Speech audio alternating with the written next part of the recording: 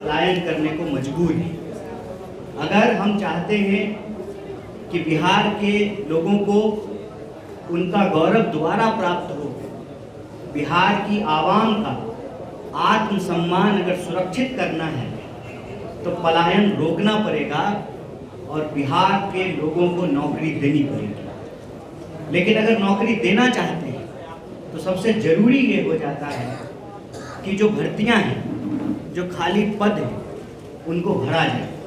लेकिन आप जानते हैं समय पे रिक्तियों को नहीं भरा जाता है, और जब रिक्तियों को भरने की असफल कोशिश सरकार करती है तो बड़े पैमाने पर परीक्षाओं में धांधली होता है, लूट खसोट होता है, भ्रष्टाचार के बड़े मामले उजागर होते हैं। आज भी बीपीएससी से जुड़ा हुआ मामला, उसको लेकर बिहार के छात्र और नौजवान आंदोलनरत हैं। तो बिना नौकरी दिए हुए और बिना शिक्षा दिए, शिक्षा की हालत ये है कि आप सब जानते हैं पंचवर्षीय योजना कहा जाता है ग्रेजुएशन के डिग्री को। क्यों कहा जाता है पंचवर्षीय योजना?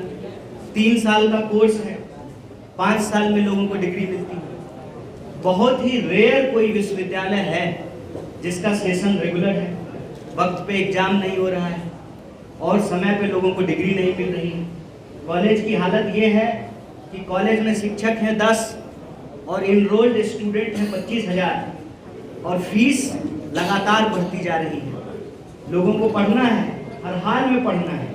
गरीब से गरीब इंसान चाहता है कि उनके बच्चे पढ़ें, उनके बच्चों को नौकरी मिले और उनका जीवन बेहतर हो जाए। लेकिन सच्चाई ये है कि बिहार के लोगों को अच्छी शिक्षा के लिए बाहर जाना पड़ रहा है, नौकरी के लिए बाहर जाना पड़ रहा है, इलाज के लिए बाहर जाना पड़ रहा है।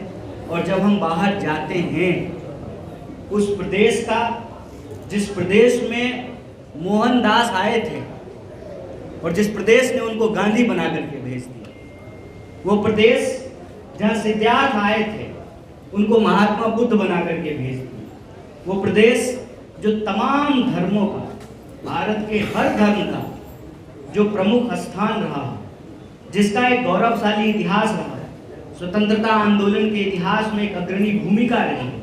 और आज भी कश्मीर से लेकर के कन्याकुमारी तक इस देश को अगर कोई बना रहा है तो वो बिहार के हाथ हैं, वो बिहार के श्रमिक हैं, बिहार के मजदूर हैं, बिहार के प्रशासनिक अधिकारी हैं। बिहार के लोग देश का निर्माण कर रहे हैं, लेकिन प्रदेश में उनके लिए कोई अवसर नहीं है।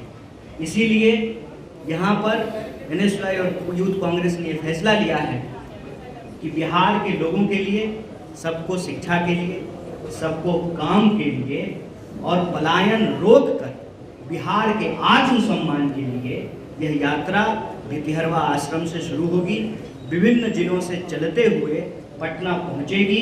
इस दौरान हम यह बात आपके बीच, आपके माध्यम से बिहार के लोगों को स्पष्ट कर देना चाहते हैं कि यह यात्रा सिर्फ एक दल की यात्रा नहीं है।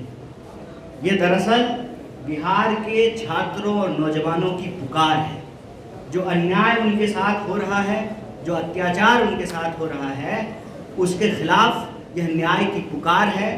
इस पुकार में कोई भी विद्यार्थी या नौजवान जो महसूस करता है कि उसको सही शिक्षा नहीं मिल रही है, उसको नौकरी नहीं मिल रहा है, वो पलायन होने के लिए विवश हो रहा है, वो व्यक्ति इस यात्रा का हिस्सा हो सकता है, हो सकती है।